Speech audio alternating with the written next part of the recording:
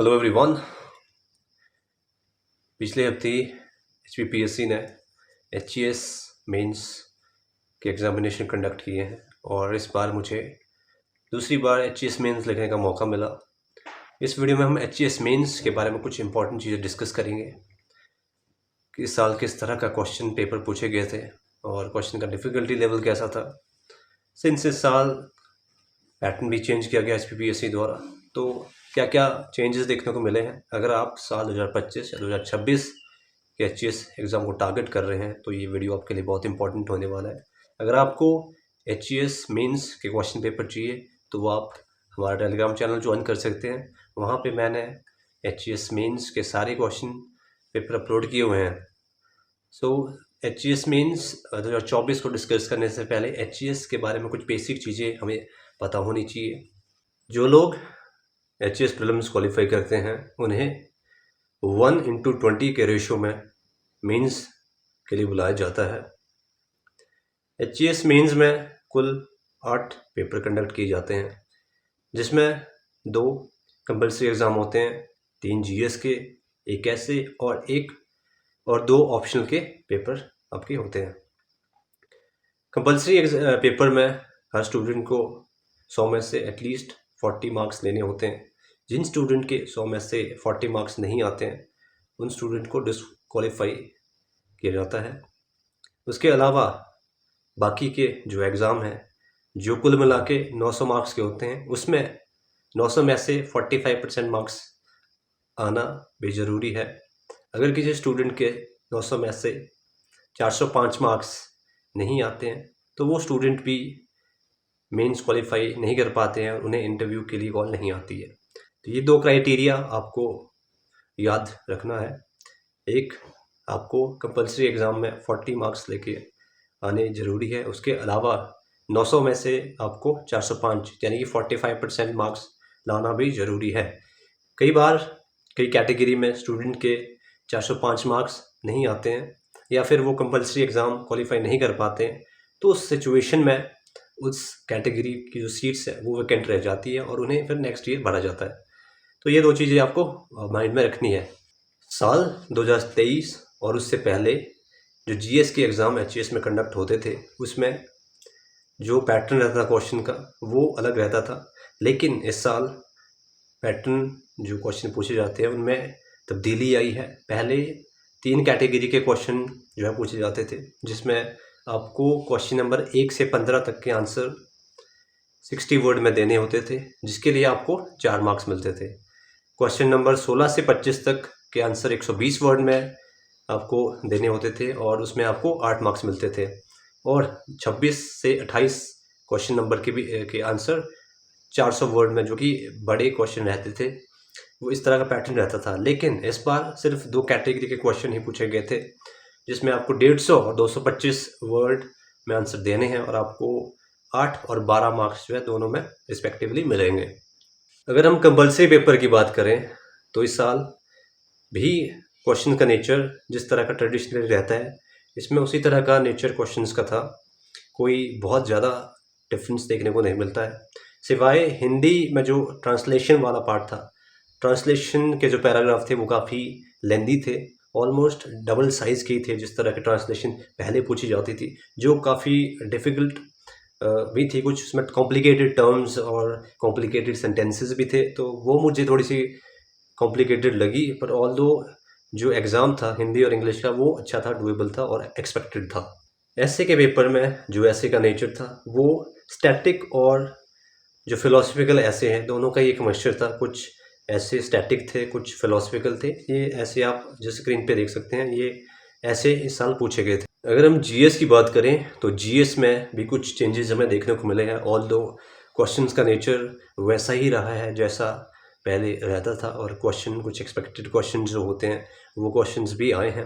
लेकिन कुछ जो क्वेश्चन HPPSC पहले पूछता था, जैसे लेक्स पे क्वेश्चन पूछते थे या किसी एक पर्टिकुलर ट्राइब की रीति रिवाजों या उनकी लाइफ पे पूछते थे, तो वो ना पूछ के एक ट्राइब पे ओवरऑल किस तरह की जो उन पे इम्पैक्ट पड़ा है या उनकी लाइफ ओवरऑल कैसी है, तो उस पर जो है क्वेश्चन वो पूछे जाते हैं। ज़्यादातर क्वेश्चन डूएबल थे, मॉडरेट लेवल के क्वेश्चन थे कुछ क्वेश्चन मुझे जो है डिफ़िकल्ट लगे, जैसे GS1 में ये आप क्वेश्चन दे सकते हैं, क्वेश्चन नंबर 18 ये थोड़ा सा कॉम्प्लेक्स क्वेश्चन था और बहुत ही स्ट्रेट फॉरवर्ड क्वेश्चन ये नहीं था। उसके अलावा GS3 में जो क्वेश्चन नंबर 17 है वो क्वेश्चन थोड़ा था एक out of the box question था, जो आमतौर पर स्टूडेंट तैयार करके नहीं जाते हैं या प्रिपेयर करके नहीं जाते हैं। तो इस तरह का जो थोड़ा सा हमें शिफ्ट देखने को मिलता है। अब HPPSC में क्या हो रहा है कि अब आपका एनालिटिक पेपर बहुत हो रहा है। अगर आप कंसेप्चुअल क्लैरिटी आपकी टॉपिक्स की नहीं है तो आपके लिए अच्छे आंसर लिखना बहुत डिफ़िकल्ट हो जाएगा। तो अब आपको अपनी तैयारी को जो है एक कंसेप्चुअल लाइन में लेके जाना है। सिर्फ चीज़ों को याद करना या चीज़ों को रटना, उससे अब मुझे लगता है कि वो चीज़ें अब उतनी काम नहीं आएगी। आपकी कंसेप्चुअल क्लैरिटी कितनी है वो आपको मेंस में काफ़ी हेल्प करेगी। इस बार ऑप्शनल के पैटर्न में भी चेंज देखने को मिला है। मेरा ऑप्शनल हिस्ट्री का था, तो हिस्ट्री में जो हमें पहले 20-20 मार्क्स के क्वेश्चन पूछे जाते थे, लेकिन इस बार पैटर्न को बदल दिया गया है। अब जो हिस्ट्री में या जो ऑप्शनल सब्जेक्ट रहते हैं उसमें टोटल 8 में से हमें 5 क्वेश्चन करने होते हैं, जिसमें से जो क्वेश्चन नंबर 1 होता है वो कंपलसरी होता है। और क्वेश्चन नंबर 1 में 5-5 नंबर के 4 क्वेश्चन पूछे गए थे।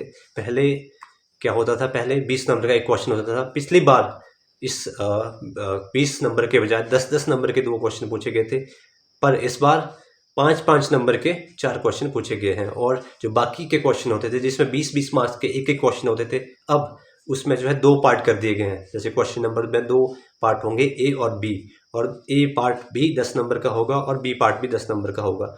तो ये इस तरह से थोड़ा सा पैटर्न को चेंज किया जा रहा है। अब UPSC वाला जो पैटर्न होता है उसको फॉलो करने की कोशिश भी HPPSC कर रहा है। तो आपको अपनी तैयारी भी बदलते पैटर्न के हिसाब से अपग्रेड करनी होगी।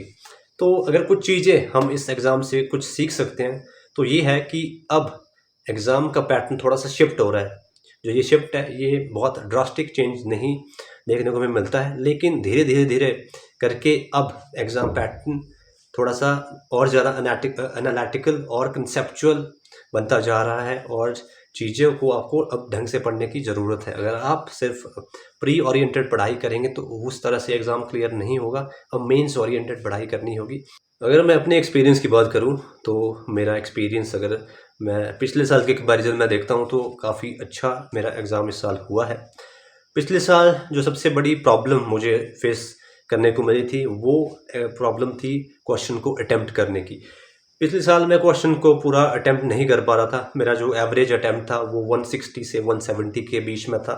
इस साल मैंने काफ़ी इम्प्रूव किया है, ऑल्दो इस साल भी मैं पूरा क्वेश्चन अटेम्प्ट नहीं कर, बीच में जो कई एग्ज़ाम थे स्पेशली GS के एग्ज़ाम में मैं पूरा अपना जो पेपर है वो अटेम्प्ट नहीं कर पाया। इस साल मेरा अटेम्प्ट इम्प्रूव हुआ है, लेकिन इस बार भी मैं 180 के आसपास मेरा जो एवरेज अटेम्प्ट रहा है। मैं चाहता था कि मेरा जो अटेम्प्ट है वो पूरा हो ताकि अच्छे मार्क्स जो है मिले।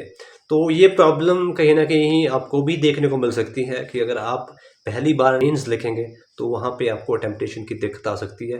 अगर आपको अपनी अटेम्पटेशन को इम्प्रूव करना है GS में तो आपको जो है बहुत ज़्यादा प्रैक्टिस करनी पड़ेगी और टाइमिंग के साथ प्रैक्टिस करने की पड़ेगी। हर एक क्वेश्चन में आपको 7 से 8 मिनट में जो है आंसर लिखना पड़ेगा, जो आपके 150 वर्ड का होता है, और 10 मिनट से ज़्यादा में आपको जो है 225 वर्ड के आंसर को लिखने में नहीं लगना चाहिए। तो ये चीज़ें जो है कुछ बेसिक चीज़ें होती हैं जिनका ध्यान आपको रखना होगा। और जो सबसे बड़ी गलती एस्पिरेंट करते हैं, और मैंने भी यही गलती जो है बार बार दोहराई है, कि हम बस प्री के लिए पढ़ाई करते रहते हैं और मेंस के लिए हमारी ये अप्रोच रहती है कि जब हमारा प्री क्लियर होगा उसके बाद हम मेंस की तैयारी करेंगे।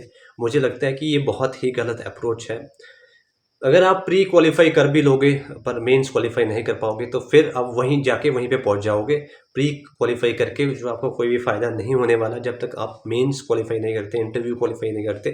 अब सिर्फ प्री की पढ़ाई करके कोई फ़ायदा नहीं होगा। आपको प्री और मेंस दोनों की इंटीग्रेटेड पढ़ाई करनी है, दोनों को साथ साथ लेके चलना है ताकि आपके प्री निकालने के चांस भी अच्छे रहे, और जब आप प्री निकालें तो मेंस में भी आप अच्छा प्रदर्शन करके आएँ।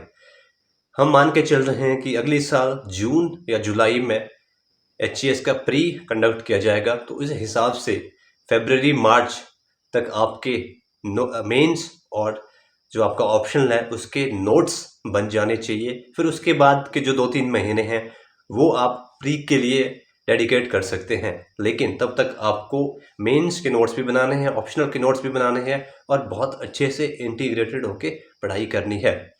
इस वीडियो में इतना ही। अगर आपको ये वीडियो अच्छा लगा है तो इस वीडियो को लाइक कीजिए और चैनल को सब्सक्राइब कीजिए। अगर आप और अच्छा कंटेंट चाहते हैं तो आप कमेंट कर सकते हैं। हम कोशिश करेंगे कि उसके ऊपर भी और अच्छी वीडियो आपके लिए बना के आए। इस वीडियो में इतना ही। जय हिंद, जय भारत।